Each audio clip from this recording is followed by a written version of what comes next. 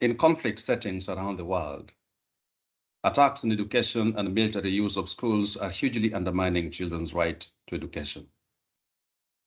But we also know that girls are being disproportionately affected. It is unbelievable that on average, 6 attacks on education or incidents of military use of schools occurred each day over the past 2 years. For adolescent girls in particular, the impacts of attacks on education can be devastating. It deepens the complex barriers that they already face going to school, such as the threat of gender-based violence and others. Attacks often increases and worsen already existing gender discrimination and harmful practices, including early and forced marriages. This could have lifelong consequences. But we also know that girls living in conflict and crisis-affected contexts are nearly 90% more likely to be out of secondary school compared to girls living in more stable environment. But on top of this, the world is facing a devastating global hunger crisis that needs urgent action. Close to 45 million people living across 43 countries are at risk of starvation. And parents have been forced to cut back on meals for their already malnourished children. So the 3 C's as we know them, the climate change, COVID-19, and conflict, have created a dire situation to which immediate and bold action is the only option.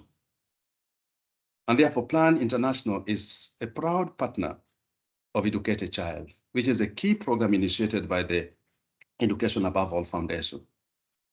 And together, we have reached nearly 150,000 children through accelerated learning programs in Mali, in Burkina Faso, and in Niger. Now, in these 3 countries, over 5,500 schools were closed due to insecurity only in 2021. Our work together in the Sahel, a region facing a worsening security crisis, shows that supporting children's education in crisis and conflict is not business as usual. It requires working together on several fronts to address exclusion and prevent future disruption to children's education. But it also requires us to be adaptive and sensitive to the context where children's education is at risk.